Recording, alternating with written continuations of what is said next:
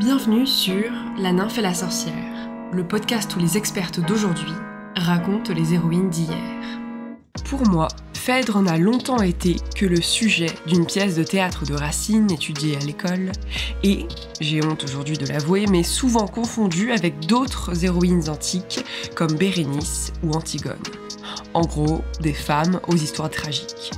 Pourtant, Phèdre est la protagoniste d'un drame puissant, profond, construit comme nombre de couches successives de sens que nous allons chercher à démêler. Phèdre est d'abord une princesse crétoise d'une famille bien connue, sœur d'Ariane et demi-sœur du Minotaure. Et si c'est Ariane qui aide le héros Thésée à sortir du labyrinthe, c'est finalement Phèdre qui l'épouse et Ariane qui l'abandonne. Phèdre, c'est aussi une histoire d'amour déchirante et douloureuse, un amour qui ronge, qui épuise, qui torture, amour souvent qualifié d'interdit ou d'impossible aussi, car il porte sur le fils que son époux eut d'un premier mariage, Hippolyte. Phèdre, enfin, c'est une histoire de paroles, de mots. Tout l'enjeu de la pièce de Racine, mais aussi de ceux qui l'ont précédé, le grec Euripide, le romain Sénèque, est celui de dire, ou plutôt d'avouer, avec ou sans intermédiaire, avec ou sans mensonge. Autant de matériaux riches et de thèmes puissants pour décrypter une héroïne complexe, souvent mécomprise, souvent sous-estimée. Phèdre a beaucoup à dire, et il y a finalement beaucoup à dire sur Phèdre. Pour en discuter, j'ai invité Lucie Thévenet, maîtresse de conférences en langue et littérature grecque à Nantes Université. Lucie est spécialiste de la tragédie grecque antique dans une approche qui conjugue la question de l'adaptation de la matière mythologique au théâtre avec celle des contraintes de la représentation scénique. Lucie travaille également sur la réception du théâtre antique, depuis l'Antiquité jusqu'à l'époque contemporaine, en particulier dans son ouvrage Phèdre à Hippolyte, scènes d'aveux antiques et contemporaines, publié aux Belles Lettres. Ensemble, nous avons donc parlé de Phèdre. Nous avons parlé d'amour impossible, d'amour avoué, d'amour rejeté, d'amour meurtrissant, de coups de foudre sous le matronage de Déméter ou de malédiction amoureuse sous celui d'Aphrodite. Nous avons également parlé de théâtre, de scènes, de paroles, de dits et de non-dits, de calomnies, d'écriture et de réécriture, de modifications, d'inventions et de ce que la mythologie produit sur notre façon de modeler les récits. Enfin, nous avons parlé de femmes, de paroles de femmes, de morts de femmes, de la figure de la femme âgée qui fait des avances à un jeune homme, de dramaturge féminine du XXe siècle et du problème que semble encore poser Phèdre pour des réécritures féministes. Pour tout ça, et plus encore, je vous invite à rejoindre ma conversation avec Lucie au sujet de Phèdre. Bonjour Lucie. Bonjour. Merci beaucoup d'être venue aujourd'hui sur le podcast. On est ici réunis pour parler du personnage de Phèdre. Alors, pour celles et ceux qui n'ont pas forcément l'histoire de Phèdre en tête, est-ce que vous pourriez peut-être nous rappeler en quelques mots qui est Phèdre dans l'Antiquité grecque ? Alors, pour résumer un peu ce personnage de Phèdre, et aussi il faudrait ajouter d'Hippolyte et de Thésée, parce que son histoire, on va voir qu'elle est en fait vraiment liée à ces deux personnages-là et elle ne se comprend pas sans eux. Ce qui est pratique, on pourrait dire, c'est que contrairement à des histoires mythologiques qui se déroulent sur plusieurs générations, des malédictions comme les Atrides, etc., c'est finalement un épisode qui est assez simple. Cette histoire de Phèdre et d'Hippolyte et de Thésée. Enfin, l'épisode il se fonde vraiment sur des constantes, on pourrait dire. C'est-à-dire que Phèdre est toujours la femme de Thésée. Elle est toujours amoureuse du fils de ce dernier qui est Hippolyte. Et Hippolyte ne l'aime pas en retour, il la rejette, ce qui a pour conséquence la mort des deux personnages. On pourrait dire que là, on a vraiment l'épisode clé qui les réunit. Après, pour resituer, je dirais, dans le panorama grec ces personnages-là, Thésée, c'est le roi d'Athènes. C'est même le roi mythique d'Athènes, enfin c'est le roi emblématique, on pourrait dire, d'Athènes. Hein. Les Athéniens, même après, quand ils sont passés au stade de la démocratie, ils continuent à se donner Thésée comme modèle. Et c'est un roi dont on réinvente après l'histoire en faisant le fondateur de la démocratie, c'est-à-dire c'est lui qui aurait rassemblé les bourgades athéniennes en un seul peuple, enfin, etc., et institué la prévalence du démos pour la cité. Donc c'est vraiment un personnage intouchable, et je pense que ça c'est aussi important dans son histoire. Et elle, Phèdre, c'est cette princesse crétoise en fait, c'est la fille de Minos et de Pasiphae, comme écrit Racine. Je pense qu'on va beaucoup, moi j'ai été amenée à beaucoup citer Racine en écrivant sur Phèdre, même sans travailler sur Racine, parce que c'est vraiment des vers, des expressions, des mots qu'on a en tête après sa pièce. En tout cas dans le domaine français, on a du mal un peu à en faire l'économie. Et donc cette Phèdre, fille de Minos et de Pasiphae, donc princesse crétoise, Minos c'est le roi de Crète, là aussi roi mythique de Crète, et c'est donc aussi la demi-sœur du Minotaure et la sœur d'Ariane. Phèdre, c'est donc la fille de Pasiphae et Minos. Oui. Pasiphae étant elle-même la fille du soleil et voilà. Minos. Donc Phèdre s'inscrit dans cette généalogie des descendants du soleil. Pourtant elle est humaine. Oui. Elle n'a pas de statut divin particulier. Enfin voilà, ce sont des humaines, Ariane et Phèdre, deux sœurs mortelles. Alors ce sont des humaines, mais évidemment on se doute que derrière, en tout cas pour Phèdre, derrière il y a des substrats plus divins. Rien que son nom, Phaedra, ça veut dire l'éclatante, la brillante. Enfin ce qui en fait effectivement là vraiment une descendante du soleil, mais qui veut aussi nous dire qu'il y avait sans doute une forme de déesse, alors peut-être secondaire, mais auquel elle pouvait être rattachée. Et ce qui fait aussi qu'elle a ce genre de destin éclatant, même s'il finit mal. Enfin, c'est quand même. En tout cas, il y a d'autres. Enfin, on y reviendra sans doute après, mais il y a d'autres des éléments qui laissent à penser que déjà les personnages mythologiques sont aussi composés de strates qui sont liées à leur implantation locale dans des rituels et dans des croyances grecques qui sont très très différentes selon les endroits.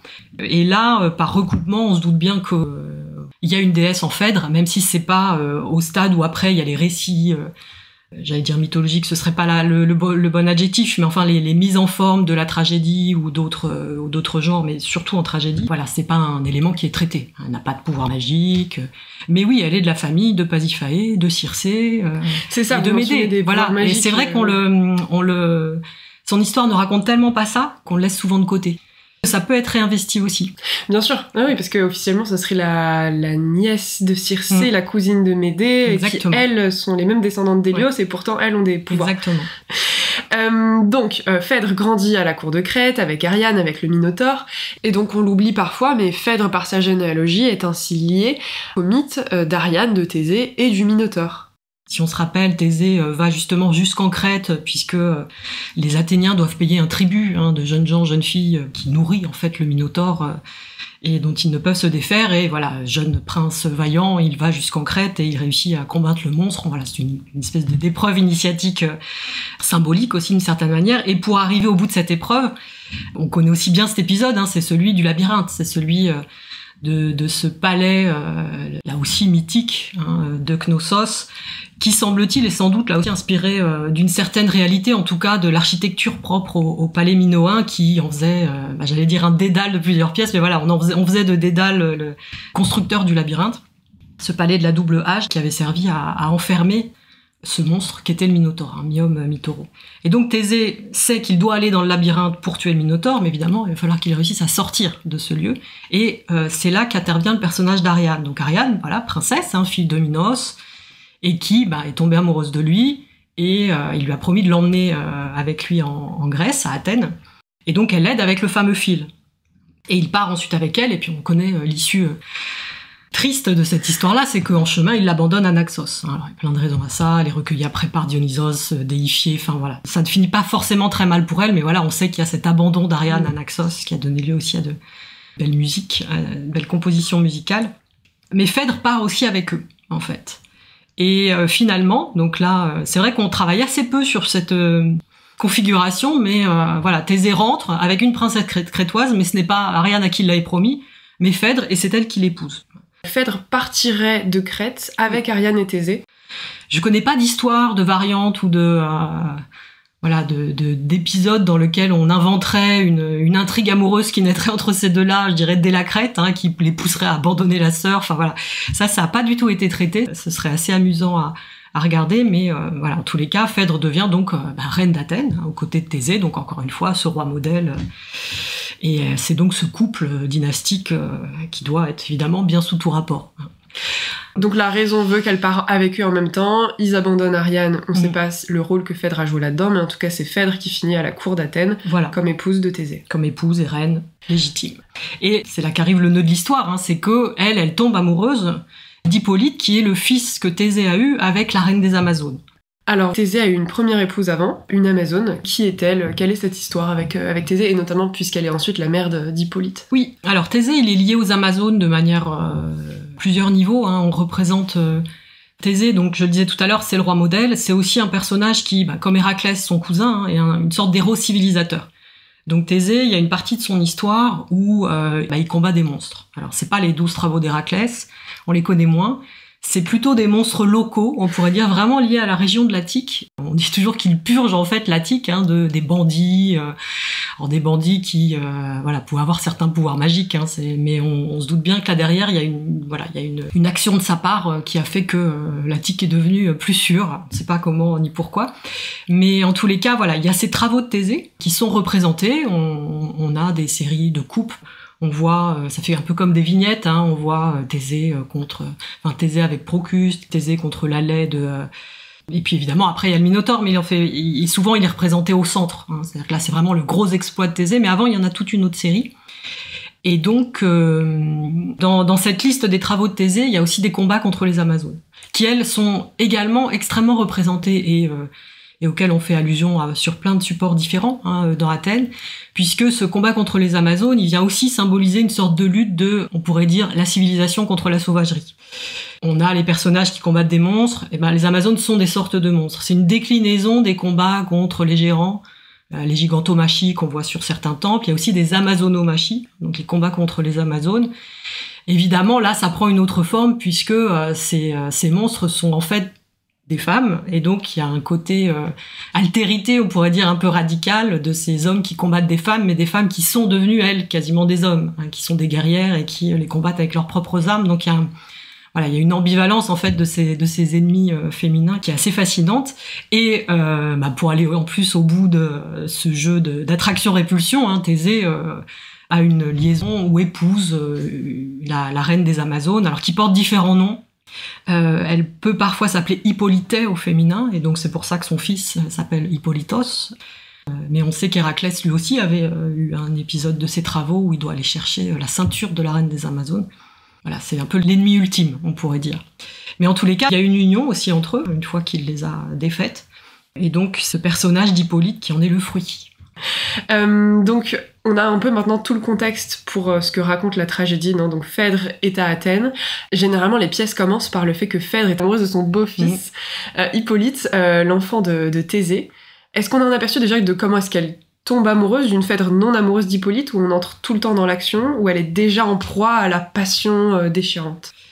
Alors ça c'est un point qui moi m'a beaucoup fasciné, c'est que de fait, que fait Phèdre si elle n'est pas amoureuse d'Hippolyte?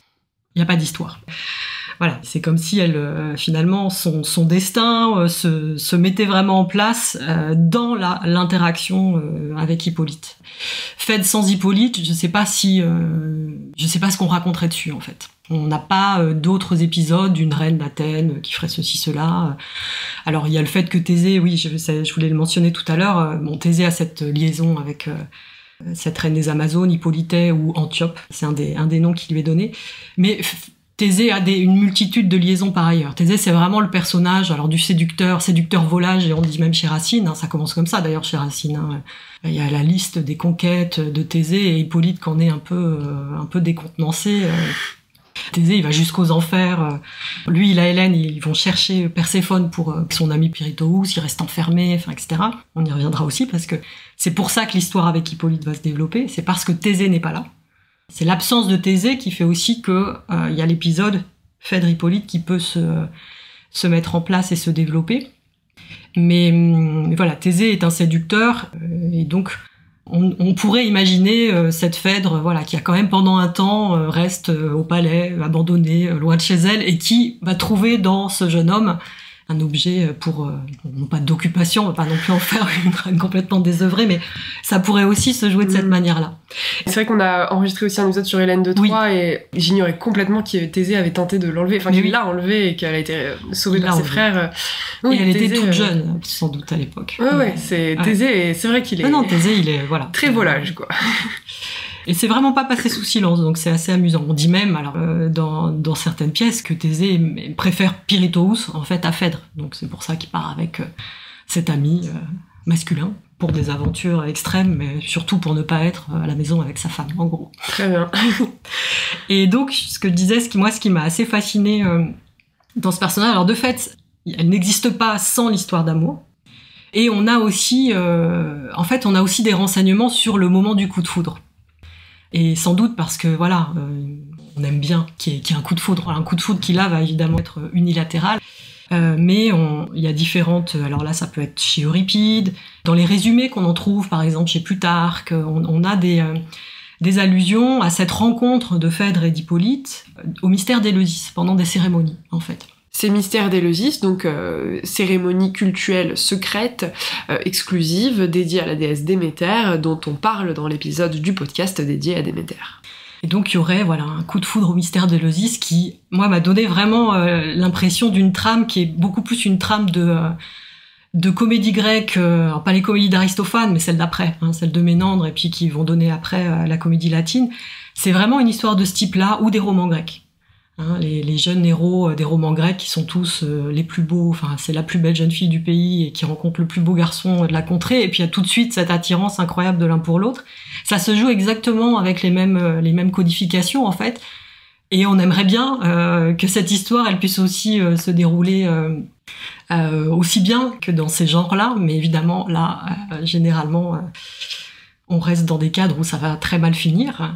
Mais en tous les cas, il y a ces allusions. Je relisais là récemment, il y a l'héroïde écrite par Ovide. Donc les héroïdes, c'est des lettres écrites par des héroïnes féminines à des héros masculins. Donc on a Amédée qui écrit à Jason, et donc on a une lettre de Phèdre qui écrit à Hippolyte et qui raconte là aussi ce moment où il était tellement beau et qu'elle l'a vu, et que voilà, c'est... Au temps où tu vins à Éleusis, la ville de Déméter, j'aurais voulu que la terre de Gnos eût pu me retenir. Je t'aimais déjà. Tu me plus alors bien davantage. Un amour brûlant pénétra jusque dans la moelle de mes os. Ton vêtement était une éclatante blancheur. Des fleurs entouraient ta chevelure. Une chaste rougeur colorait tes joues d'un noble incarnat. Ce visage que les autres femmes appellent dur et farouche n'était point dur au jugement de Phèdre, il était mâle. Cette fierté même, ces cheveux flottants, sans art, et une légère poussière répandue sur ton front, tout cela c'est bien à sa noblesse. Soit que tu rendes flexible l'encolure rebelle d'un coursier frémissant, j'admire tes pieds qui se rapprochent en un cercle étroit. Soit que d'un bras nerveux tu brandisses un pesant javelot, la vigueur qu'il déploie attire tous mes regards. Oui, tout ce que tu fais charme mes yeux. Moi seul connais l'amour secret qui me brûle. Ovide, les héroïdes, Épître 4, lettre de Phèdre à Hippolyte. C'est aussi ce que reprendra Racine, parce qu'il raconte aussi ça dans la pièce.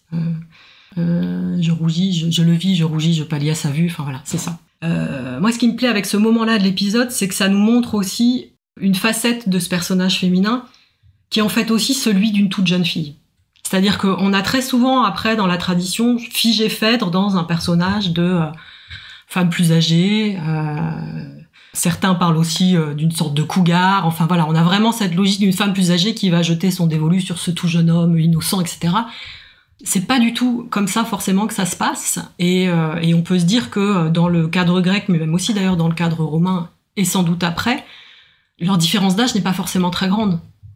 Les hommes avaient, et ont peut-être encore pour coutume de prendre pour femmes des personnes qui sont plus jeunes qu'eux. Là, si Thésée a eu Hippolyte bien avant d'une autre liaison, Hippolyte et Phèdre n'ont pas forcément une grosse différence d'âge.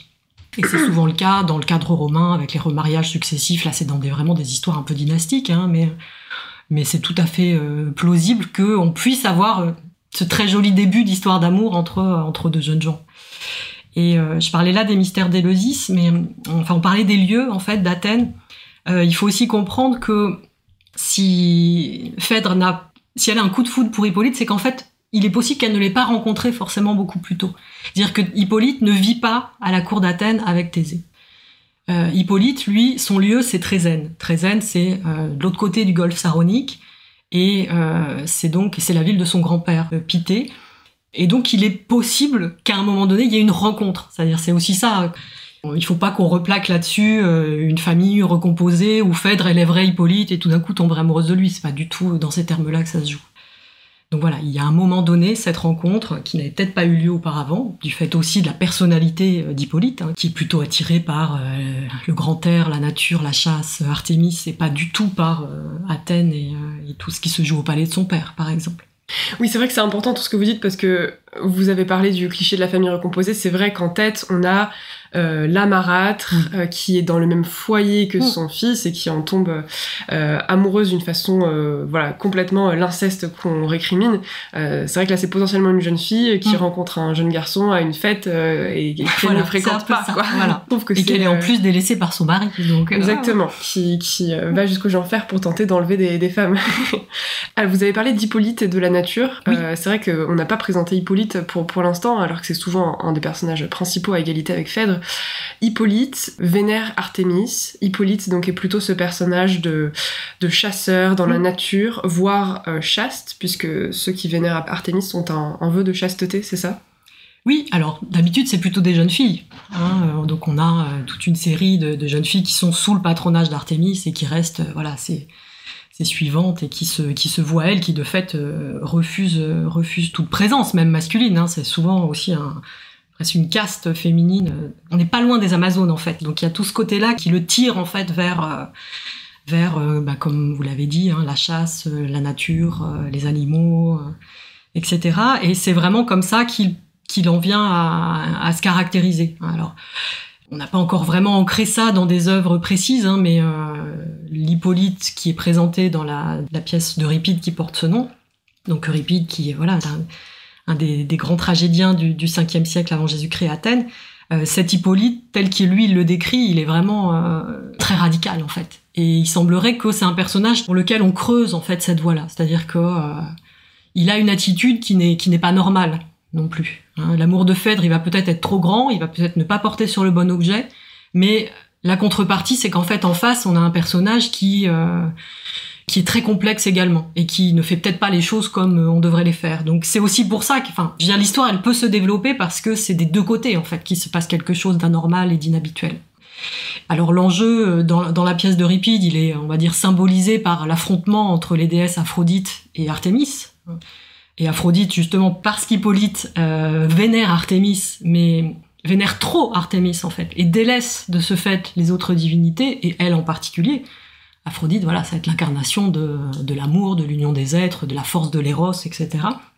Voilà, ces deux déesses, ça symbolise finalement les forces qui sont en concurrence, mais on voit bien qu'on ne peut pas choisir ni complètement l'une, ni complètement l'autre.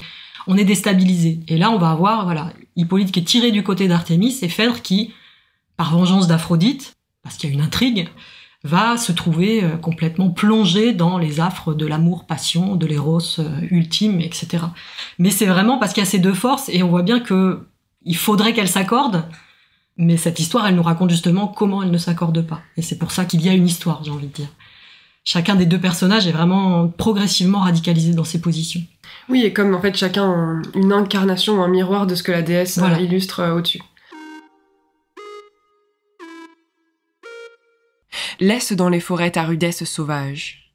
Que te sert de te livrer aux exercices de la légère Artémis si tu ravis ses droits à Aphrodite? Si tu dédaignes Aphrodite, tes bois restent sauvages. Moi-même je serai ta compagne. Je ne reculerai ni devant les roches caverneuses, ni devant la dent oblique du sanglier redoutable. Déjà même, pourras-tu le croire? Je suis entraînée vers un art jusqu'alors inconnu pour moi. Je veux, d'une course rapide, suivre aussi les bêtes fauves. Déjà, ma première divinité est celle de Délos, dont la parure est un arc recourbé. Tes goûts sont devenus ma loi. Je voudrais parcourir l'étendue des forêts, presser le cerf dans l'étoile, exciter sur la cime des monts l'ardeur d'une meute. Je voudrais d'un bras vigoureux lancer le javelot tremblant ou reposer mon corps sur un frais gazon. Tantôt je m'élance, semblable à la prêtresse de Dionysos qui agite les fureurs de ce dieu, semblable à celle à qui les dryades, ces demi-déesses, et les faunes à la double corne ont soufflé un enthousiasme inconnu. Ovide, Les Héroïdes, Épître 4, Lettre de Phèdre à Hippolyte. Vous avez évoqué une histoire de donc ce duel des déesses. Moi, j'allais vous demander pourquoi est-ce que Phèdre tombe amoureuse d'Hippolyte. Est-ce qu'on a une explication? Mais donc, il me semble que l'une des explications, c'est bien cette malédiction ou vengeance d'Aphrodite qui, en fait, condamne Phèdre à tomber amoureuse par vengeance envers Artémis et Hippolyte. Voilà. Ça peut aussi être une malédiction familiale. Alors, bon, Aphrodite ou Vénus, selon son incarnation romaine, peut aussi en vouloir à la lignée de Phèdre depuis des générations. Bon. Donc là, ça replacerait ça dans une histoire de malédiction familiale. Mais comme j'ai dit au départ, cet épisode-là, il existe sans les générations précédentes. Il existe en soi. Oui, c'est ça, parce qu'on a aussi cette malédiction. Donc Aphrodite voudrait se venger d'Hélios et donc aurait maudit ses descendantes féminines. Exactement. Et c'est pour ça notamment que Pasiphae aurait couché avec un taureau, ce qui a donné naissance au Minotaure. Mais c'est vrai que là, en fait, on a une mini-malédiction dans la malédiction. Oui. On n'a pas besoin de cette généalogie. De toute façon, Aphrodite est jalouse de la passion d'Hippolyte pour Artémis dans le cadre de cette capsule d'histoire, quoi. Exactement. Voilà. Alors, donc, Phèdre tombe amoureuse d'Hippolyte, malédiction, coup de foudre au mystère d'Élusis. En tout cas, elle aime Hippolyte. Hippolyte ne l'aime pas. Pourquoi est-ce qu'il rejette cet amour? Est-ce que c'est par vœu de chasteté? Est-ce que c'est parce que c'est inceste? Est-ce que c'est parce qu'il en aime une autre? On a eu plein d'explications différentes, là aussi, il me semble. Oui, selon... Là aussi, alors évidemment, la mythologie, c'est une multitude de versions, hein, mais...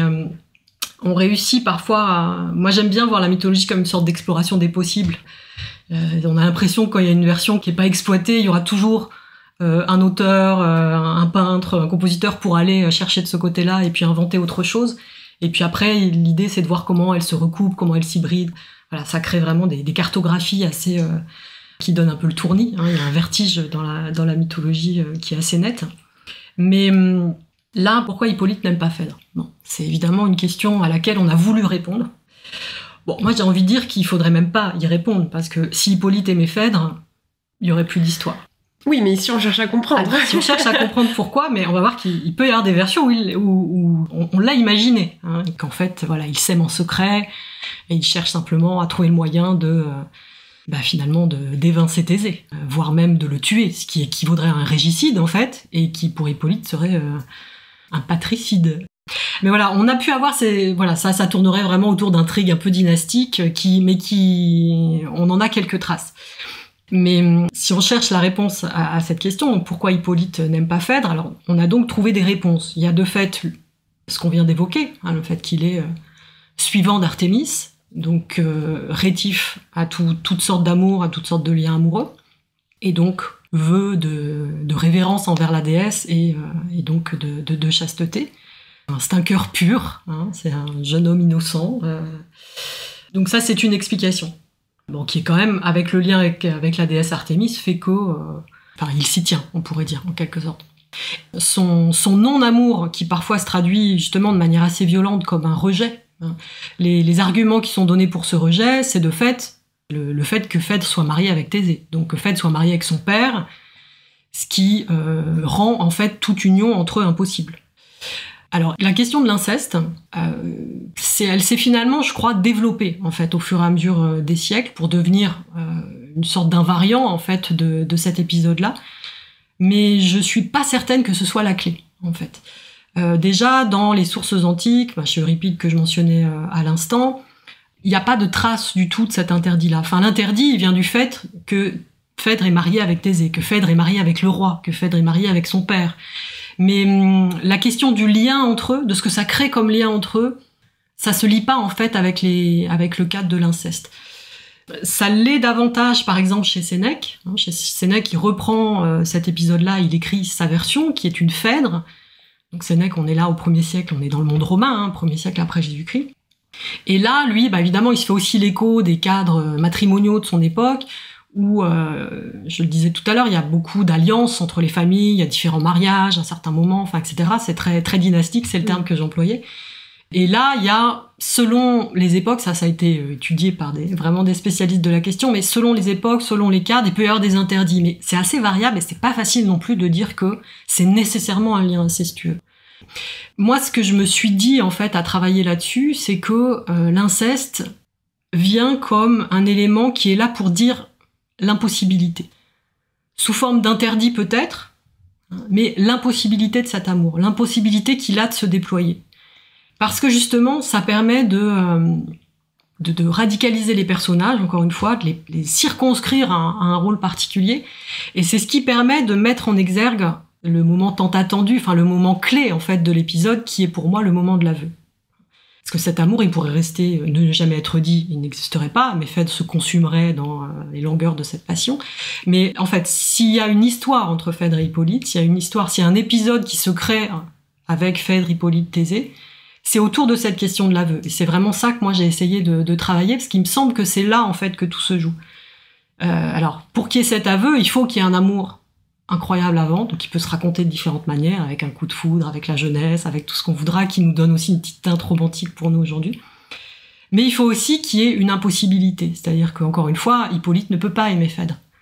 Ce n'est pas possible. Alors, ça pourrait dans une mini-version qui, voilà, un peu alternative et qui serait amusante à inventer, mais pour que l'aveu il ait de la force, pour que la parole que Phèdre a à faire entendre, et cette parole qui est une parole de femme, une parole féminine, pour que cette parole elle ait de la force, il faut qu'il y ait une impossibilité qu'on va traduire par un interdit.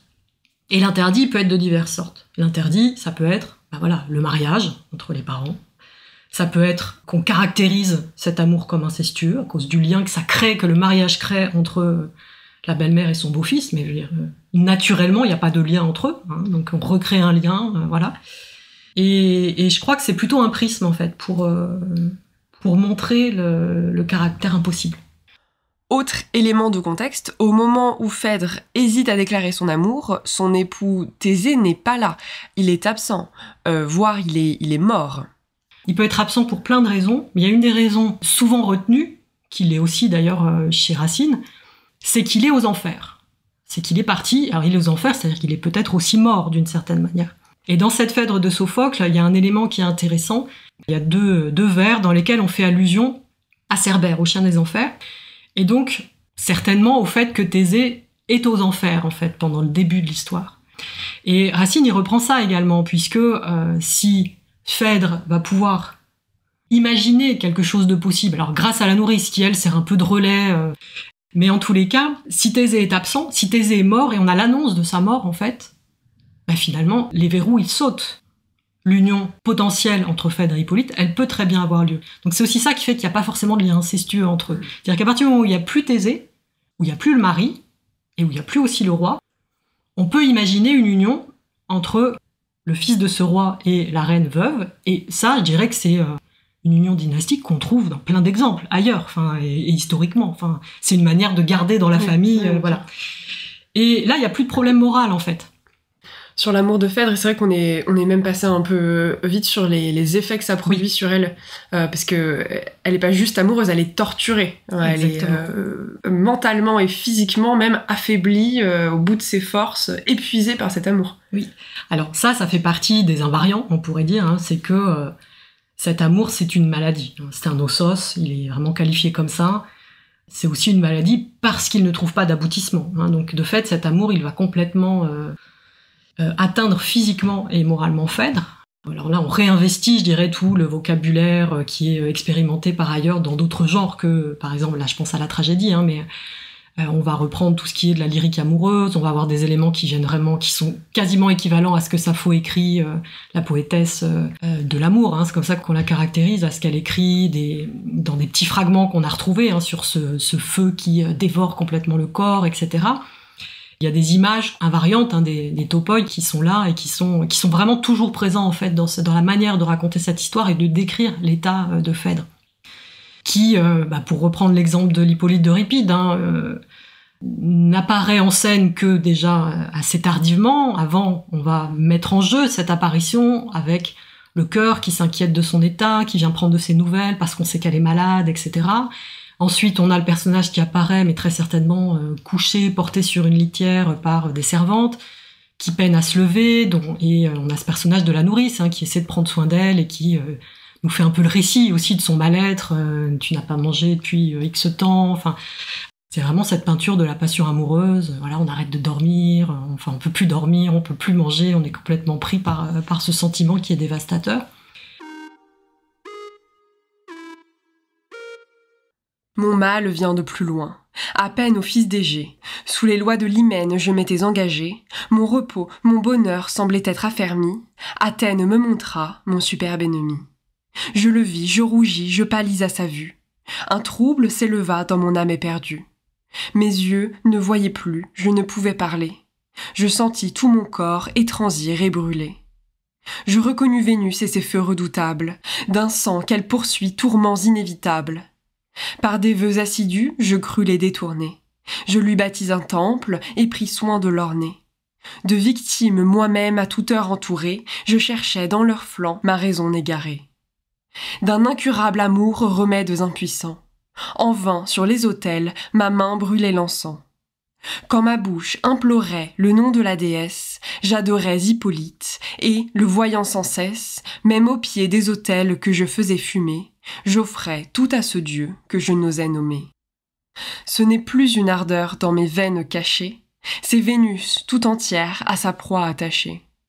J'ai conçu pour mon crime une juste terreur. Je pris la vie en haine et ma flamme en horreur. Je voulais en mourant prendre soin de ma gloire et dérober au jour une flamme si noire. Je n'ai pu soutenir tes larmes, tes combats, je t'ai tout avoué, je ne m'en repens pas.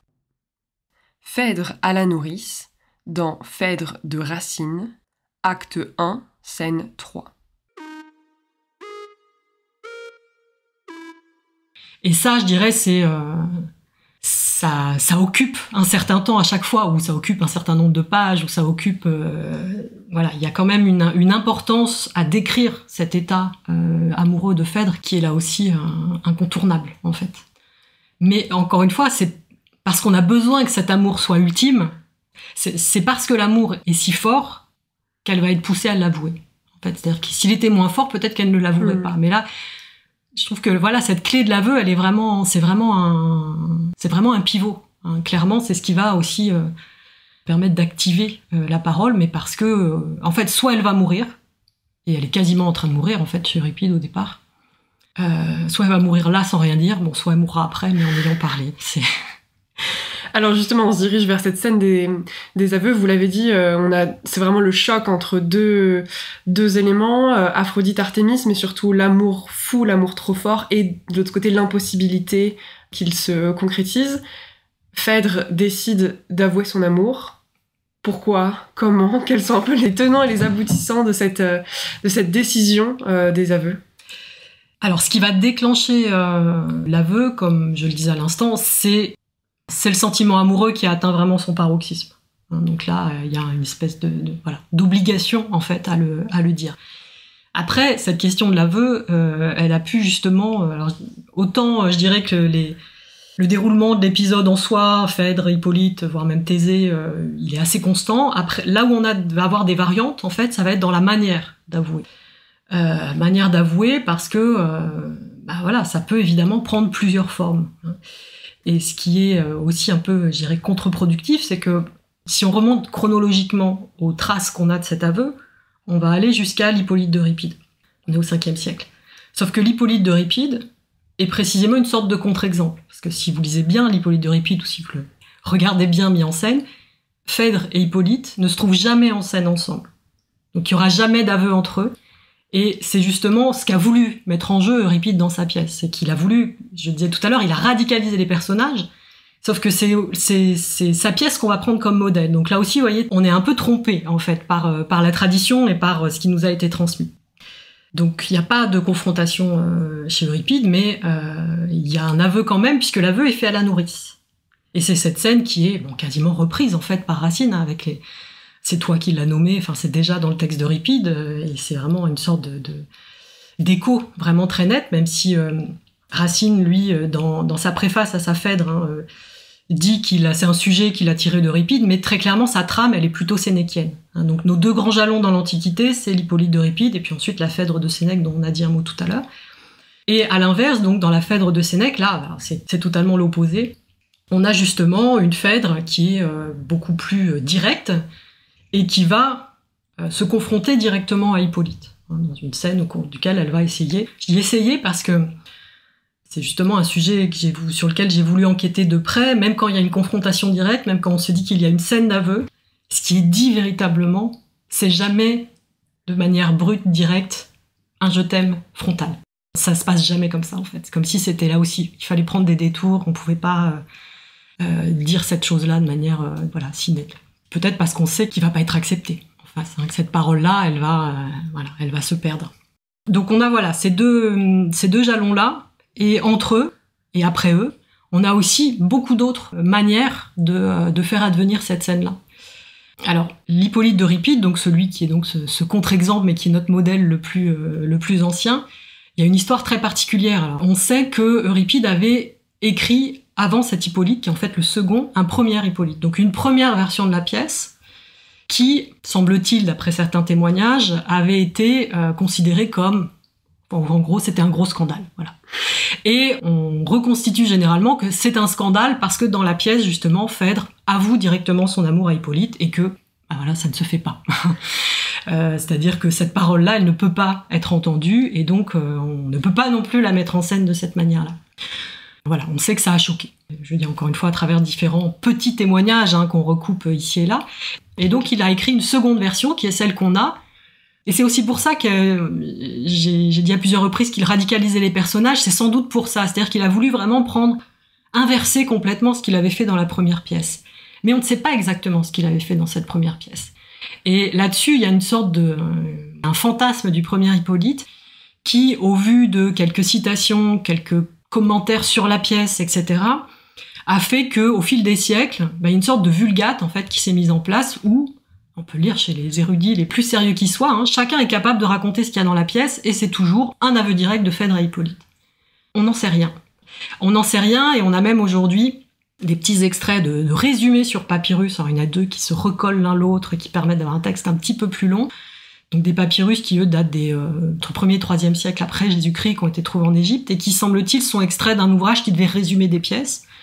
Et là, on a des indices qui montrent qu'on a sans doute un résumé du premier Hippolyte, mais avec des éléments qui font que ça ne peut pas raconter l'histoire qu'on imaginait.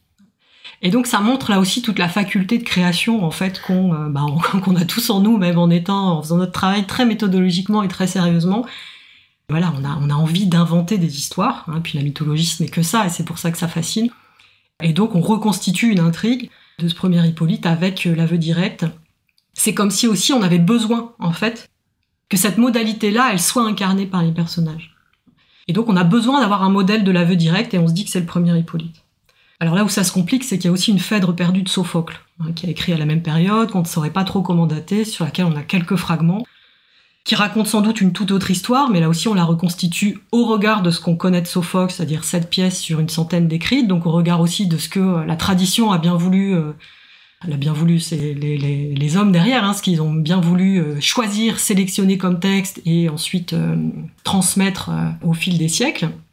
Et donc on aimerait bien que la Phèdre de Sophocle, elle soit comme la Phèdre qui est celle de l'Hippolyte d'Euripide, c'est-à-dire vraiment intouchable, qui se refuse totalement à l'amour, enfin voilà, vraiment un modèle de probité. On n'en sait trop rien, mais en tous les cas, c'est comme ça un peu qu'on la reconstitue.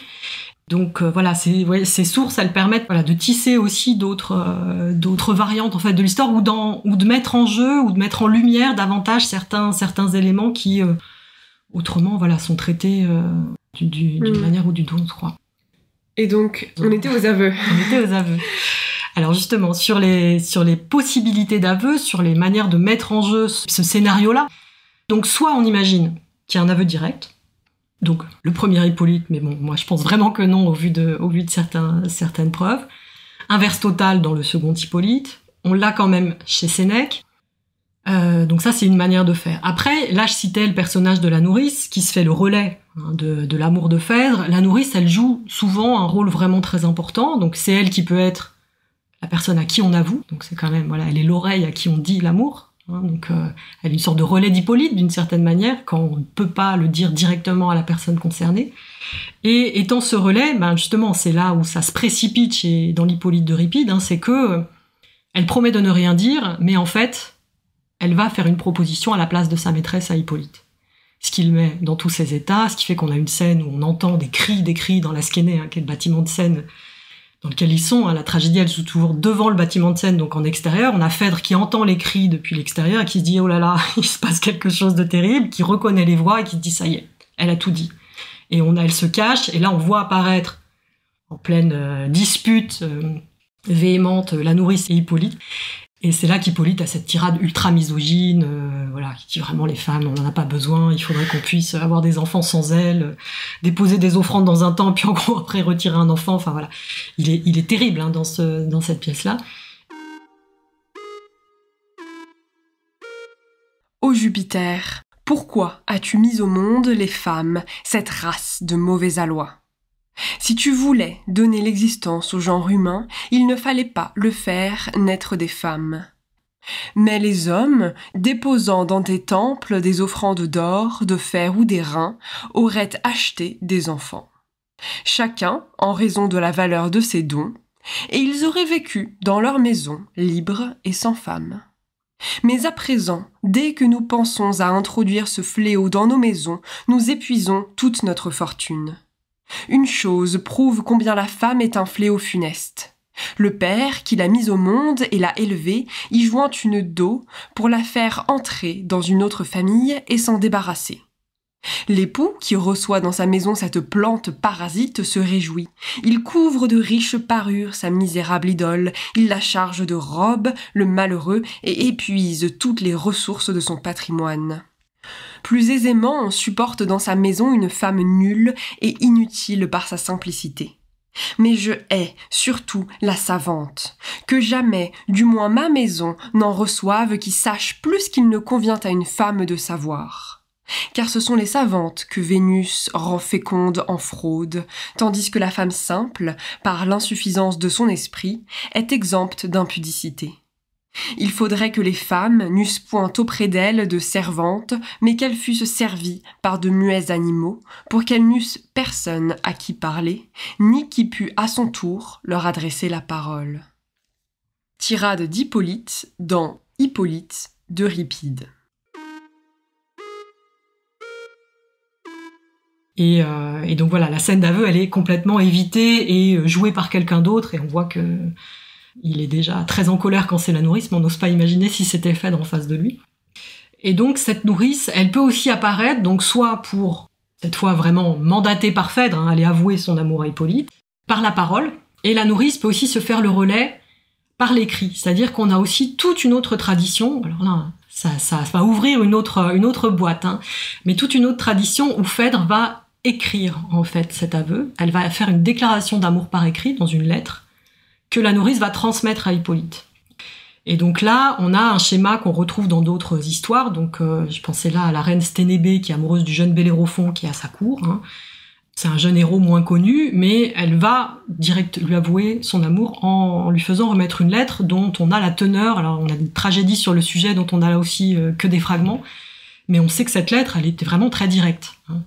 Donc, il y a plusieurs correspondants, on pourrait dire, de ce type d'épisode où une femme mariée fait une déclaration à un jeune homme. Il y avait un article de François Jouan sur le sujet qui s'appelait « Femmes ardentes et chastes héros ». Je trouvais ça assez amusant, la manière de raconter ça. Mais c'est un schéma qu'on trouve ailleurs, là je vais digresser, mais c'est un schéma qu'on trouve par ailleurs dans beaucoup d'autres civilisations. Là, il y a eu plein d'études qui l'ont montré, mais pensons ne serait-ce qu'à l'épisode de la femme de Putiphar dans la Bible, dans la Genèse, où la femme de Putiphar tombe amoureuse du jeune Joseph et va lui faire des déclarations extrêmement... c'est une parole extrêmement directe et sans phare, c'est-à-dire qu'elle lui dit « couche avec moi ». Voilà, donc on passe pas par des circonvolutions, et c'est dans la Bible. Donc voilà, la femme de Putiphar, c'est une autre incarnation de ce personnage de femme qui fait en tout cas des propositions directes à un jeune homme. Et je vais revenir à la lettre. Cette lettre, on n'en a pas trace dans les tragédies conservées, mais par contre, la lettre, c'est un support qui va prendre son essor dans le monde romain, enfin plus largement dans l'Antiquité tardive, et là dans plein de zones géographiques différentes. On peut évidemment penser à, je parlais tout à l'heure de l'héroïde d'Ovide. Ovide fait écrire des lettres à ses héroïnes, donc on a pu y voir une sorte de matrice de ce que ça peut donner après, mais le phénomène il est tellement important que un seul texte ne peut pas être à l'origine d'une telle importance, et ça va pas être dans les textes qu'on va trouver en fait cette modalité-là, ça va être dans l'iconographie. Jusqu'ici, nous avons beaucoup mentionné les pièces de théâtre, Euripide, Sophocle, Sénèque, mais Phèdre apparaît également dans l'art dans l'Antiquité, notamment sur des fresques et puis sur des sarcophages à l'époque romaine. À l'époque romaine, on va avoir le développement d'un motif iconographique qui va représenter sur les sarcophages en particulier, donc sur les sarcophages romains, et ensuite il y a toute une série de personnages, hein, c'est des scènes extrêmement remplies, d'ailleurs tous les moments qui sont souvent juxtaposés, etc. Et on a des sarcophages qui représentent l'épisode Hippolyte-Phèdre, avec, dans une première partie du sarcophage, une Phèdre languissante, désespérée, mourante d'amour, autour de laquelle on met non pas un papier et des crayons, mais un stylet et une tablette, et qui est potentiellement en train d'écrire une lettre, ou avec la nourrice qui lui amène la tablette. Enfin là, on a ce type de scène, et on a ensuite l'autre moment qui est celui de la remise de la lettre, où là c'est la nourrice, là c'est jamais Phèdre, hein, qui remet la lettre à Hippolyte, qui lit la lettre, qui est là dans son monde plutôt de chasseur, etc. C'est un motif qu'on va retrouver vraiment de manière surdimensionnée, pour de multiples raisons, et qu'on va aussi trouver dans des mosaïques de maisons, de villas. Et ça, on en a jusque dans la sphère proche-orientale, dont une en particulier en Jordanie aujourd'hui. On en a vraiment dans plein d'endroits. Et là, on a souvent soit le moment de l'écriture, soit le moment de la remise de la lettre, là aussi avec une symbolique un peu différente. Mais en tous les cas, voilà, cette lettre, ensuite, elle envahit véritablement l'univers mythologique de l'épisode, et c'est assez frappant. Alors, moi, je pense que ça s'explique, non pas, encore une fois, par la postérité de l'héroïde d'Ovide ou d'une pièce qui aurait fait un tabac et qui se... En fait, la complexité, c'est que souvent, on reprend l'épisode, puis on va citer Euripide, puis on va citer Sénèque, mais en fait, ça n'a rien à voir, donc on se trompe un peu. À mon sens, s'il y a ce développement du motif iconographique de la lettre, c'est justement parce qu'on est sur un support figuré. C'est-à-dire que représenter l'aveu en soi, sans passer par la parole, c'est évidemment compliqué. À partir du moment où on a ce relais du support de la tablette et de l'écrit, ça devient beaucoup plus clair pour la personne qui regarde, en fait. Et on comprend mieux que c'est cette scène-là qui est représentée et ce qui est en jeu avec. Voilà, alors après, les symboliques, oui, le sens de cette scène-là, il change, en fait, selon les supports et selon les siècles. Sur les sarcophages, très souvent, quand on a Phèdre mourante d'amour, c'est en fait la personnification de la femme du défunt ou de la mère du défunt qui est en deuil et qui est désespérée à cause de la mort de la personne qui est dans le sarcophage. Et ce qui est très bizarre, hein, on change complètement les rôles, mais ça, tous les sujets mythologiques des sarcophages sont à relire en fait à travers l'histoire vraiment du rôle de l'objet et de sa fonction. Et c'est souvent les membres de la famille. Et pour ce qui est de la lettre elle-même, ça devient le symbole de l'érudition, en fait, de l'éducation, de la bonne éducation de la personne qui est morte. Et donc on a d'autres motifs, hein, on a des personnages qui tiennent comme ça une tablette, parfois Hippolyte, hein, mais qui sont en fait là pour dire que cette personne était un mousikos aner, c'est-à-dire quelqu'un d'éduqué et qui connaissait ses lettres, etc. Et dans les contextes de villa dont je parlais, là ça devient complètement autre chose. L'échange de la lettre, c'est aussi un échange entre le maître et la maîtresse du domaine, et qui s'échange on pourrait dire quasiment un livre de contes, en fait. C'est-à-dire que ça devient quelque chose de plus concret, de plus lié vraiment à l'endroit dans lequel il y a ces représentations, et donc ça a un tout autre sens. Et ça, c'est assez intéressant de voir comment le même épisode, il peut vraiment changer. Enfin là, on évacue complètement ce qui pour nous fait la tragédie, hein, la mort des personnages, etc.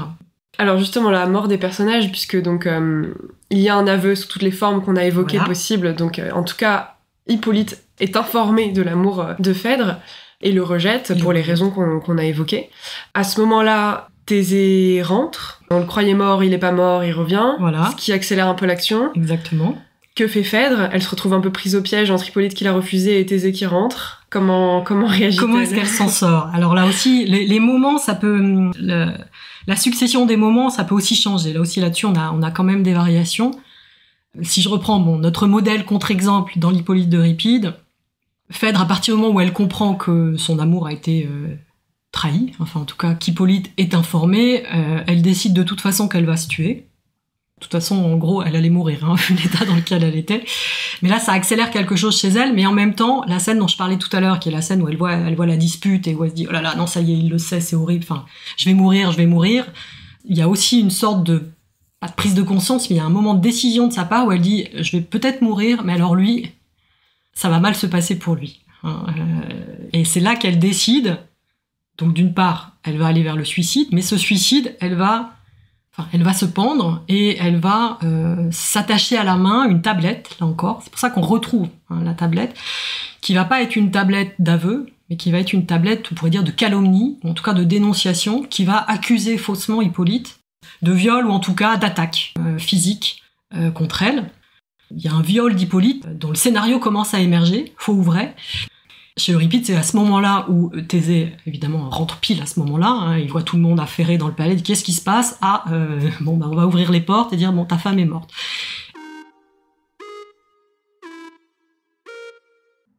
Je veux descendre aux enfers, privé de ta douce présence. Je veux mourir pour habiter avec toi le séjour ténébreux. C'est moi, plus que toi-même, que tu as perdu. Mais qui m'apprendra la cause qui a porté le coup mortel à ton cœur ? M'apprendra-t-on ce qui s'est passé ? Ou est-ce en vain que mon palais réunit une foule de serviteurs ?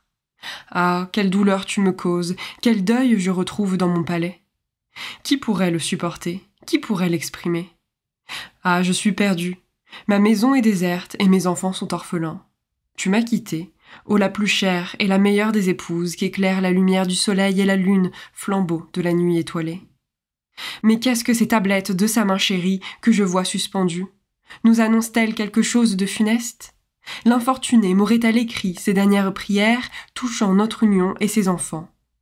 Sois sans crainte, chère épouse, nulle femme n'entrera désormais dans la couche et dans la maison de Thésée. Oh, que l'empreinte de l'anneau d'or que portait celle qui n'est plus charme mon cœur. Brisons les liens du cachet et voyons ce que me disent ces tablettes. Hippolyte d'Euripide. Et donc là, il se trouve confronté au cadavre de Phèdre qu'on ne voit certainement pas, et il va lire cette tablette, dont il ne fera pas la lecture à haute voix, hein, mais dont on a ses réactions en fait au moment de la lecture, qui ont ah mais quelle horreur, qu'est-ce que voilà. Là aussi, on pourrait peut-être imaginer qu'il y a autre chose dans la tablette, mais ça, ce serait une autre histoire. Mais en tous les cas, dénonciation calomnieuse de la part de Phèdre et fausse accusation de viol envers Hippolyte. Ça, c'est une chose qu'on va retrouver après dans d'autres versions, mais généralement, ça arrive plutôt.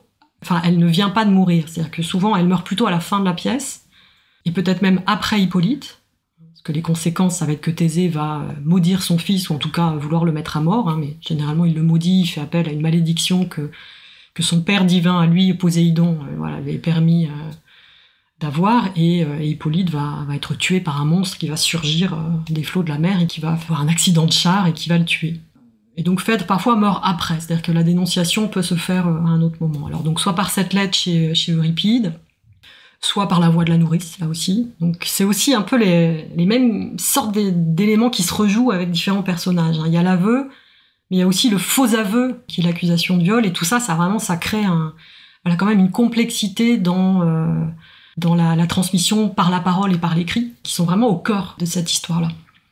Et donc, première version, elle se suicide en accusant Hippolyte par cette lettre. Version alternative, elle l'accuse directement auprès de Thésée, soit directement, soit par l'intermédiaire de la nourrice. Et donc là, Thésée exerce une punition contre son fils en appelant à la malédiction de Poséidon. Hippolyte meurt, et là, encore une fois, Phèdre finit par se suicider également. Voilà, dans tous les cas, elle se suicide sur le corps d'Hippolyte dans certaines pièces, chez Racine, chez Sénèque. Une fois qu'on a annoncé la mort d'Hippolyte, voire même au moment où on a amené son corps, je dis ça chez Sénèque, c'est compliqué parce que le corps est complètement en morceaux, donc mais c'est souvent aussi de cette manière-là que ça se joue. Mais alors, finalement, si Phèdre était condamnée à mourir depuis le début, puisqu'elle était malade, on s'en souvient, d'amour, et qu'elle finit par mourir dans toutes les variantes de la pièce, pourquoi ? Quel est le... De quoi on parle, en fait Parce qu'en fait, on parle juste de la mort de Phèdre, qui est délayée dans le temps, retardée dans le temps, de différentes façons. En fait, l'amour n'est qu'un retardateur de sa mort, en fait. Alors oui, on pourrait se dire que cet amour, à partir du moment où il surgit, il est promesse de mort chez elle. Ça, c'est dans tous les cas. Qu'elle le dise ou non, qu'il soit consentant ou non, qu'elle se suicide ou non, enfin, elle meurt dans tous les cas. Elle meurt dans tous les cas. Et c'est là que les modalités de la mort, elles me semblent aussi intéressantes à développer, parce que chez Sénèque, elle se tue avec une épée, chez Racine, elle meurt par le poison, parce que c'est plus convenable, avec toute cette histoire de bienséance. Et pour nous, ça cache un peu, à travers cette réception-là, ces grands jalons, ça cache un peu le fait que, de manière, alors là, par contre, constante, dans le monde grec, Phèdre, elle se pend. Donc chez Euripide, elle se pend. Elle se pend, puis elle a aussi cette espèce d'autres éléments qui pend à son bras, qui est la tablette de dénonciation calomnieuse. Mais cette pendaison, elle est extrêmement importante symboliquement, en fait, pour comprendre son destin. Elle n'est pas isolée, parce que cette pendaison féminine, Ça, on l'a montré, on parlait de Jocaste. Enfin, c'est vraiment une constante, en fait, chez les personnages féminins de la mythologie. Chez ceux qu'on connaît en tragédie, les femmes se pendent, hein, donc Jocaste, Antigone. Il y a des menaces de pendaison chez d'autres personnages. Enfin voilà, on sait que c'est une mort qui va être considérée comme typiquement féminine. Ça a été très bien montré et brillamment écrit par Nicole Leroux dans son joli petit livre Façon tragique de tuer une femme. Qu'on mentionne dans l'épisode sur Jocaste, effectivement. Voilà, évidemment. Ouais. Donc voilà, il y a cette constante. Et la pendaison, justement, Nicole Leroux le montre, et après, en lien avec elle, Julia Sissa aussi dans son ouvrage qui s'appelait Le corps virginal, on est dans les années 80, enfin des années 90. Cette pendaison, elle s'explique aussi par une manière de comprendre et de considérer le corps féminin qui fait que la femme doit être frappée, en fait, alors pas aux mêmes endroits que les hommes, là aussi il y a une répartition, en fait. La femme doit être frappée à la gorge, elle doit mourir par la gorge, alors que l'homme va plutôt se planter une épée, on va dire, dans la poitrine, et elle meurt par des instruments qui ne sont pas, évidemment, les instruments masculins, même si certaines le font, mais justement, là, à ce moment-là, il y a un emprunt, une déviation, etc. Il y a des femmes qui meurent par l'épée, hein, comme la fête de Sénèque.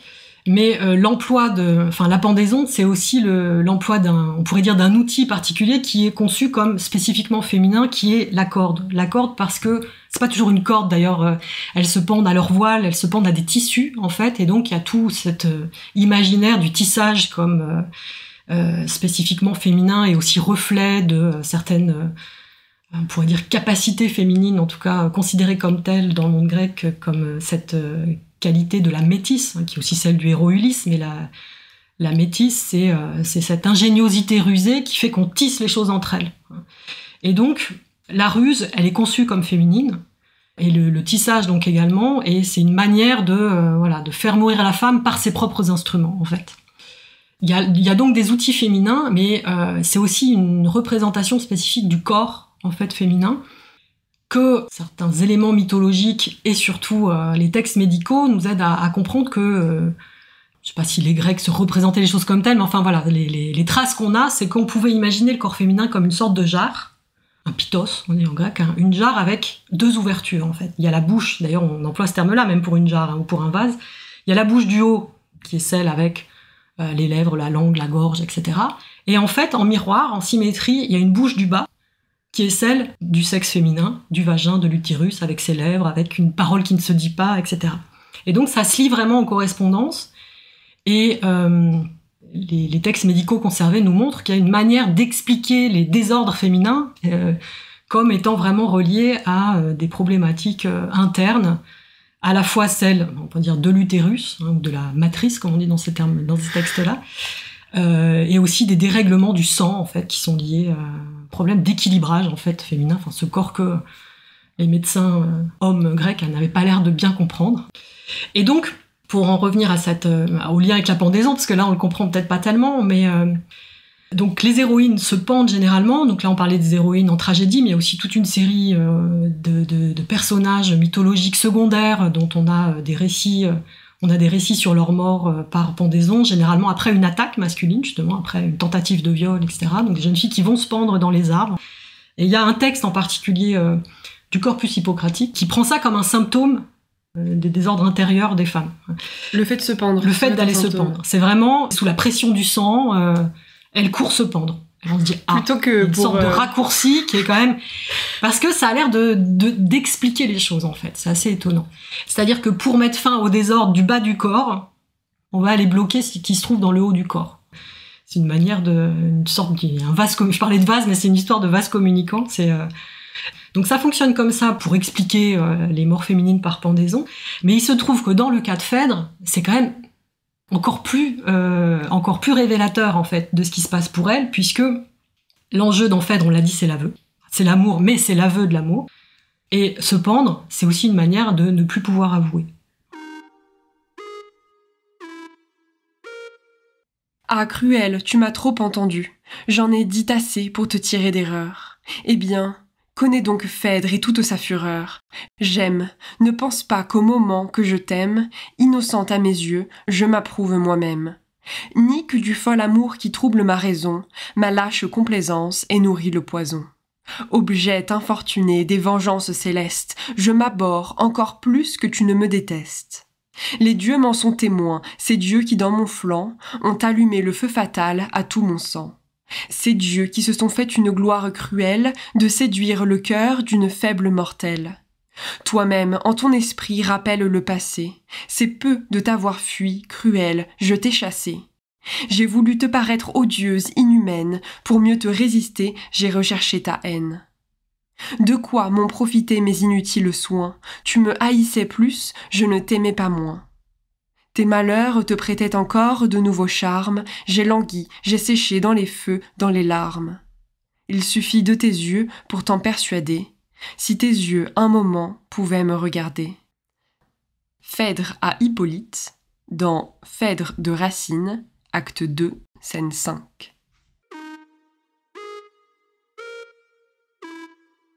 Voilà, ça c'est un peu brutal comme manière de remédier aux choses, mais l'impossibilité de dire correspond chez la Phèdre euripidéenne, cette strangulation en fait, qui fait que la parole elle ne va plus pouvoir sortir de la gorge.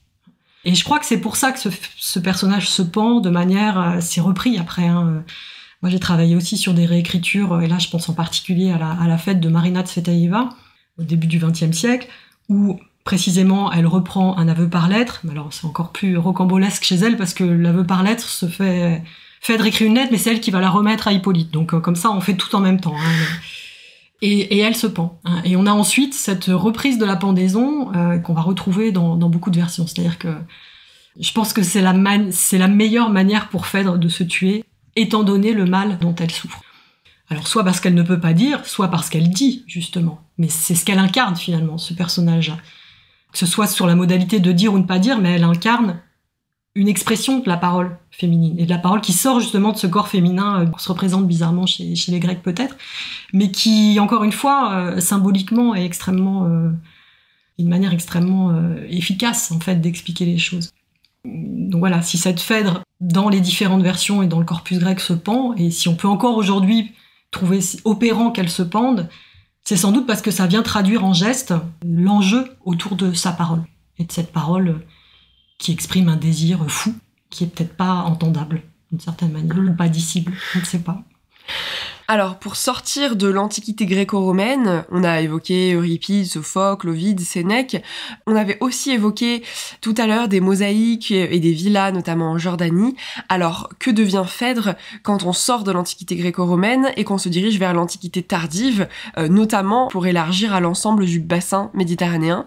Moi, j'aimerais bien mentionner un texte qui a été pour moi le déclencheur en fait de ma replongée de mon enquête dans tout ce corpus. C'est un texte de l'Antiquité tardive, texte d'un auteur alors qui s'appelle Procope de Gaza. Donc on est vraiment en train de sortir complètement de ce qu'on considère comme le monde gréco-romain, mais il faut pas oublier que tous ces territoires étaient aussi sous influence grecque. Donc un texte en grec de Procope de Gaza, qui est un professeur de rhétorique, sophiste très reconnu dans l'Antiquité tardive. On est au 5e, 6e siècle après Jésus-Christ, donc on est vraiment 10 siècles après Euripide. C'est-à-dire qu'on est aussi là en train de parler de sphères chronologiques absolument énormes et de géographie très éloignée. Et ce texte de Procope, il est assez fascinant parce qu'en fait, c'est une description d'une œuvre d'art qu'il a vue dans une maison à Gaza. Alors c'est un exercice rhétorique, on ne sait pas si cette maison a existé, si cette œuvre existe, mais on a beaucoup cherché sur les sources en fait de cette représentation, parce que c'est des épisodes du mythe de Phèdre, Hippolyte et Thésée qui sont les personnages représentés, plus la nourrice, mais dans une version, dans une variante qui ne correspond pas à ce qu'on connaît par ailleurs.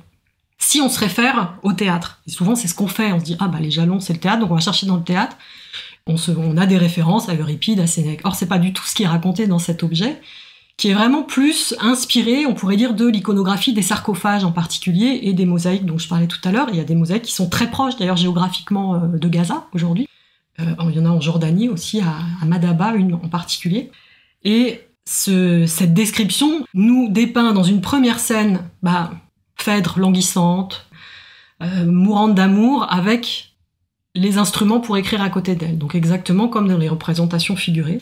Là, ce qui est amusant, c'est qu'on a aussi Thésée endormi à côté qui est en train de faire la sieste et qui ne se doute de rien. Donc Thésée n'est pas absent. Là, on est vraiment dans un autre rapport qui change quand même les données de l'histoire. Et seconde scène, la lettre est écrite et la nourrice va la donner à Hippolyte, qui l'a jetée à terre. Donc il y a vraiment le rejet symbolisé par l'objet à terre. Et là, on sort complètement de ce qu'on pouvait connaître. Là, on n'a vraiment aucune correspondance possible. Il y a une punition de la nourrice. Donc, il y a un supplice de la nourrice qui devient une sorte de nouvelle héroïne tragique, enfin voilà, qui va mourir en tous les cas tragiquement. Il y a plein de références diverses. Enfin, Procope s'inspire très certainement de sources iconographiques, mais il a aussi une très bonne connaissance en fait non pas de pièces précises, mais du domaine de la tragédie, du contexte de la tragédie. Et c'est comme s'il réécrivait une nouvelle tragédie, voilà, sur un support qui est celui de l'iconographie. Et c'est un texte qui est vraiment incroyable en fait à lire. Moi, je l'ai retraduit pour l'occasion. Voilà, en travaillant vraiment dessus, il y a plein de petits héros dans tous les coins qui font des gestes complètement improbables. Enfin, c'est assez amusant et c'est vraiment une manière de refaire une tragédie, voilà, avec des éléments qui sont pas les mêmes. Et ce qui est amusant, c'est qu'il y a aussi une mosaïque qu'on met souvent en rapport avec cette description, sur laquelle on a justement le moment de la remise de la lettre, mais sauf que ce que fait exactement la nourrice, c'est une partie qu'on a perdue. Elle est aujourd'hui dans une église, d'ailleurs, et on a juste un bras qui sort et on ne sait pas ce que faisait la nourrice. Soit elle donnait la lettre, soit elle est en train d'être rouée de coups, mais là, ce serait l'attestation que cet épisode existe. Mais voilà, ça fait un petit mystère qui montre encore une variante possible, en fait, de cette histoire-là. Donc, en résumé, on a eu Euripide avec Hippolyte, pièce perdue, Hippolyte porte-couronne qu'on a retrouvé, Sophocle, une pièce perdue, Sénèque, une pièce qu'on a, d'autres écrits, notamment Ovide, puis on bondit jusqu'à Procope, 10 siècles après Euripide, mais 5 siècles après les Romains. Ensuite, on rebondit à nouveau dans le temps, et puis on a différents auteurs, mais le grand auteur qui a fait revivre Phèdre, c'est Racine. Racine qui reprend globalement les schémas, vous l'avez dit, il prétend s'inspirer d'Euripide, mais au fond il s'inspire aussi un peu beaucoup de Sénèque. Exactement. Qu'est-ce qu'il ajoute par rapport à tout ce qu'on vient de dire ? Pour moi, il ajoute notamment son amour envers un troisième personnage féminin, donc Phèdre la nourrice, mais donc là on introduit un nouveau personnage, Aricie. Qui est-elle et pourquoi est-ce que Racine ajoute ce ressort ? Alors, Racine ajoute effectivement Aricie, dont il dit lui-même dans la préface, si je me souviens bien, qu'il l'a emprunté à une référence antique. Voilà, il emprunte Aricie à l'Antiquité pour finalement faire exister ce personnage de jeune fille dont Hippolyte est amoureux et qu'il l'aime en retour. C'est-à-dire que là, c'est une manière de construire en fait un contrepoint à l'histoire impossible entre Phèdre et Hippolyte, et de construire une histoire possible, et d'ailleurs déjà advenue, entre Hippolyte et Aricie. Alors ce qui transforme évidemment on pourrait dire la physionomie du personnage d'Hippolyte, parce que là on n'est plus du tout avec un chasseur, sectateur d'Artémis qui se refuse à l'amour, vu qu'il est lui-même amoureux. C'est une autre manière de le dépeindre, c'est aussi une autre manière de faire advenir, on pourrait dire, la tragédie, puisque c'est quand Phèdre apprend qu'il y a cette histoire et qu'Hippolyte est amoureux de quelqu'un d'autre, que les choses vont se précipiter. Donc elle a son intérêt. Cette jeune fille, par ailleurs, il y a une très belle scène d'ailleurs entre Hippolyte et Aricie. C'est un amour aussi qui est censé être un peu impossible à cause là d'intrigues aussi, de rivalité dynastique entre sa famille à elle et la famille de Thésée. Donc c'est une sorte de mini Roméo et Juliette qui serait là réintégrée. Oui, parce qu'Aricie est quand même censée être plus ou moins prisonnière à la cour de Thésée. Elle est la fille d'une dynastie que Thésée a fait chuter, ou que la famille de Thésée a fait chuter. Ouais. Et d'ailleurs, quand on pense que Thésée est mort, Aricie devient l'une des héritières possibles. C'est ça. Au même titre d'autres enjeux plus politiques. On n'a pas prononcé le terme jusqu'à maintenant. Oui, et puis quelque part, est-ce que ça ajoute pas aussi pas d'une culpabilité d'Hippolyte, mais Hippolyte est lui-même dans une forme de relation impossible, ça change le personnage, il est plus le vertueux chaste chasseur, il est aussi impliqué dans quelque chose de pas tout à fait possible. Ouais. Exactement. Donc, moi je trouve que ça redouble un peu les choses. Alors là, Racine a évidemment plein de raisons à cette invention, mais je trouve que il nous montre un peu là en réduction ce qui est un phénomène de la mythologie, c'est-à-dire que la mythologie, je disais tout à l'heure, il y a toujours dans l'agencement des variantes, dans les différentes variations des épisodes, il y a une exploration des possibles, comme je disais tout à l'heure, mais il y a aussi une constante, c'est que on a souvent un phénomène de duplication.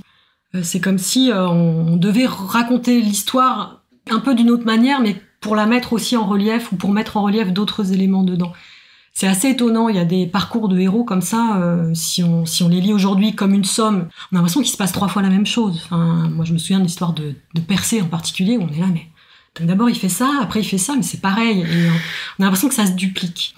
Ça se duplique, ça s'inverse, il y a ça avec Penthésilée aussi, qui est tué par Achille ou tue Achille, enfin, voilà. Après, et on ne sait plus, Et comme la tradition va faire que y a une version dans laquelle ça s'incarne et qui devient connue, ça devient aussi l'espèce de manière générale de raconter l'histoire, alors que c'en est qu'une variante et qu'elle inverse ce qu'il y avait au départ. Dans Penthesilée, c'est assez frappant aussi, à cause de la pièce de Kleist, mais qui n'est pas du tout ce qui se passe dans les sources antiques.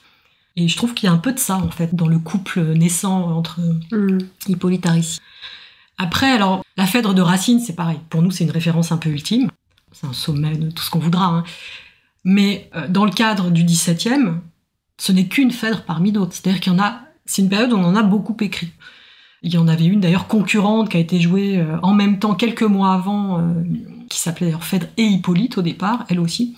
Et on a trace de au moins 3-4 autres connus, en tous les cas, joués, représentés, dont on parle, et ça veut dire qu'il y en avait plein d'autres. Donc c'est aussi, au XVIIe, il y a l'air d'avoir un goût pour cette histoire-là, mais remodelée, très clairement, avec d'autres intrigues, un peu comme dans certains mythes aussi, quand on passe à l'opéra, après cette période-là aussi, on a des histoires complètement rocambolesques entre les personnages. Je pense à ce qui se passe avec Médée, par exemple. On voit plein de personnages apparaître, se mêler, on comprend plus rien. Si on garde nos classiques, on comprend plus rien du tout à ce qui se passe, et c'est assez vivace, assez vivant aussi. Alors, donc, chez Racine, on a cette dimension politique qui vient en plus. On fait un nouveau bond dans l'histoire, et donc là, vous avez mentionné tout à l'heure une pièce de Tsvetaïeva, donc dramaturge russe de la première moitié du XXe siècle. Début du XXe siècle, oui. Que devient Phèdre chez elle? En tout cas, en quoi est-ce qu'elle évolue par rapport à tout ce qu'on vient d'évoquer précédemment? Alors cette Phèdre chez Tsvetaïeva, déjà là aussi c'est une pièce qui m'a beaucoup plu parce que c'est un personnage extrêmement touchant, c'est un personnage là aussi très jeune fille en fait, très amoureuse d'Hippolyte. Il y a vraiment une vraie beauté dans sa manière de décrire son amour. Et sur l'intrigue, elle rencontre Hippolyte, il y a un rôle important de la nourrice, il y a cet aveu qui va se faire par lettre, la nourrice va convaincre Phèdre d'écrire en fait son amour, et c'est ensuite Phèdre qui va porter la lettre à Hippolyte, qui va la rejeter. Il la rejette extrêmement violemment, il l'insulte là vraiment directement, et donc ensuite elle va se pendre, et c'est en ça que ce jalon-là il m'avait intéressé, parce que là on retrouvait une pendaison, et une pendaison qui prenait un sens, alors non pas un sens différent, mais moi je me suis beaucoup servi de cette pièce-là vraiment en écho avec les textes antiques sur lesquels j'avais travaillé, sur le contexte on pourrait dire antique, parce qu'il y avait une manière chez Tsvetaïeva de revivifier un certain nombre d'éléments qui apparaissent pas de manière si nette, en fait, chez Euripide ou Euripide perdu ou chez Sophocle, qui est justement la manière d'envisager, alors, à la fois l'écriture de l'aveu et d'ailleurs aussi la pendaison en lien avec elle, comme des éléments dynamisants, productifs. Il faut bien comprendre que cette Phèdre, ce personnage de Phèdre, c'est aussi une projection de l'autrice. Assez clairement, c'est pas forcément un cadre, qui me plaît par ailleurs, mais là, en tout cas, ce personnage de Phèdre, il met en jeu la question de l'écriture. Mais alors l'écriture poétique, vraiment l'écriture de manière large, l'écriture comme celle de l'autrice en train d'écrire sa pièce. Et il y a une force, en fait, dans cette production de la petite lettre d'aveu, on pourrait dire, qui est équivalente à celle de Tsvetaïeva poétesse. Il y a aussi un enjeu grave, il y a aussi cet enjeu qu'est la mort, c'est-à-dire qu'à partir du moment où elle se décide à écrire, convaincue par la nourrice et par tout un réseau de correspondance entre les mots pour dire les sons, les bruits, c'est très synesthésique. C'est vraiment un passage à l'acte fort qui est rendu d'autant plus fort par le fait qu'elle sait que l'issue en est la mort. Oui, il y a vraiment une force dans ce personnage à choisir l'écriture en sachant que ça va être fatal. Et évidemment, en arrière-plan, on a aussi en tête le destin de Marina Tsvetaïeva qui a écrit, qui a dû fuir la Russie, qui a dû ensuite continuer à écrire, et puis qui surtout ensuite s'est suicidée en se pendant, de la même manière que Phèdre. Et ça crée un réseau de correspondance qui, encore une fois, mêler l'œuvre et la vie des auteurs, c'est pas toujours efficace, mais là, on est face à quelque chose de vraiment saisissant. Et c'est aussi pour ça que la manière de rendre compte de la pendaison de Phèdre, il se joue des choses qui vont être vraiment en relief, des éléments qui sont liés, là je dirais presque à une reviviscence de certains rituels en fait.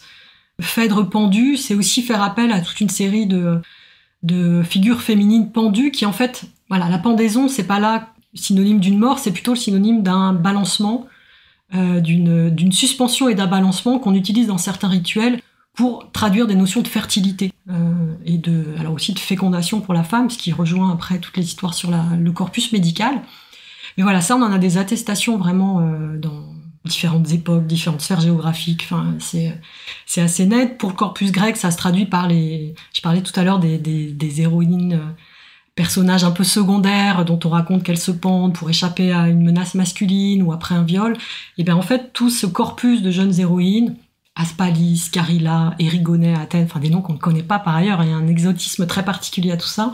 Elles sont mises en lien après avec des rituels spécifiques où soit on rejoue la pendaison, soit on suspend une statue dans un arbre, on suspend une chèvre dans un arbre. Et tout ça a une valeur en fait liée à l'arbre, en fait, à des rituels liés autour de l'arbre et à la fertilité. Si étrange que cela nous puisse paraître, mais voilà, dit comme ça schématiquement, c'est vrai que c'est un peu surprenant. Et Tsvetaeva, elle réussit à remettre vraiment en jeu ces éléments-là parce que, ne serait-ce que sa manière de décrire le corps de Phèdre pendu, elle est décrite comme une sorte de nouveau fruit au myrte auquel elle s'est pendue. Ce myrte qui est par ailleurs présent en fait dans l'histoire. Hein. Le myrte, c'est l'arbre d'Aphrodite, mais c'est aussi cet arbre sous lequel, dans certaines petites anecdotes rapportées par Pausanias, elle va se réfugier, et il y a aussi cette petite vignette de l'amoureuse qui, avec son épingle à cheveux, troue les feuilles du myrte pour s'occuper un peu comme on effeuille une marguerite, quoi. Et c'est un arbre qui pousse avec des feuilles trouées en souvenir de cet amour de Phèdre. Et donc elle se pend à ce fameux myrte et elle devient un nouveau fruit du myrte. Enfin voilà, il y a une production en fait qui est en jeu, qui est aussi celle de cette parole féminine qui après pour vocation être entendue ou pas, mais qui va être dite, qui va être énoncée, qui va être prononcée, qui va être écrite.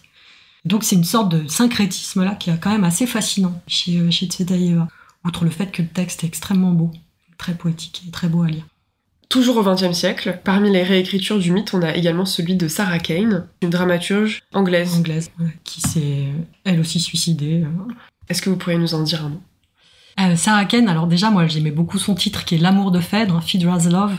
L'amour de Phèdre, c'est vraiment une expression qu'on trouve déjà en fait dans les textes antiques pour dire voilà, quand on résume l'histoire, on dit on connaît l'amour de Phèdre et l'audace de la nourrice pour la servir. Donc c'est vraiment, ça vient vraiment aussi nous dire ce qu'on disait tout à l'heure, c'est que ce personnage-là, Phèdre n'existe pas si elle n'est pas amoureuse. Elle n'existe pas s'il n'y a pas Hippolyte, et voilà. Donc j'aimais bien son titre. Après, c'est une pièce, comme toutes les pièces de Sarah Kane, qui est assez, vraiment, il y a une vraie réécriture, on plonge dans un univers très contemporain, avec des choses assez violentes, un peu outrancières, des scènes de masturbation, qui sont pas choquantes en soi, mais enfin là, c'est vrai qu'on n'est pas habitué à se dire, tiens, Hippolyte se masturbe dans une chaussette en regardant la télé. C'est vrai que ça peut un peu décontenancer, mais là aussi il y a ce personnage qui reste ultimement amoureuse d'un Hippolyte qui est vraiment détestable, hein. Puis ça finit avec des meurtres en série. Enfin c'est une toute autre manière de raconter les choses, mais ce qui est aussi assez amusant, c'est qu'il y a un personnage de médecin, c'est-à-dire que Phèdre demande à un médecin de venir, qu'Hippolyte consulte un médecin qu'elle fait venir dans le palais, etc. Donc il y a une scène avec ce médecin qui lui dit que ce serait peut-être elle qui devrait se faire soigner, en fait. Et ça, moi, je trouvais que ça faisait aussi vraiment écho à une lecture hippocratique, en fait, des symptômes de Phèdre. Il y a un petit raccourci là-dessus, mais tous les symptômes que Euripide décrit sont des symptômes qu'on va trouver ailleurs dans des textes médicaux, et pour lesquels, en gros, la cure envisagée ou la guérison envisagée ne passe que par une chose, comme pas mal de textes hippocratiques liés aux femmes, il faut qu'elle fasse l'amour avec son mari.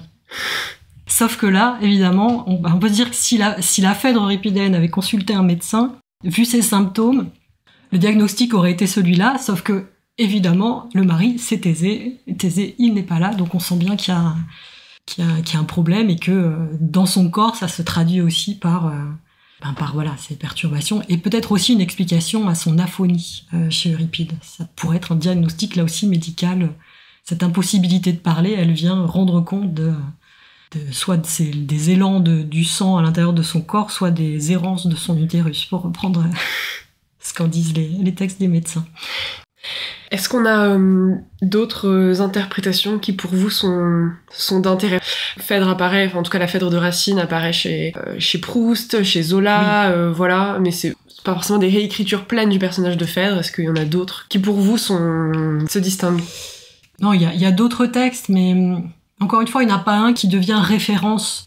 Ce qu'on voit aujourd'hui, c'est des montages, par exemple, de textes différents au théâtre.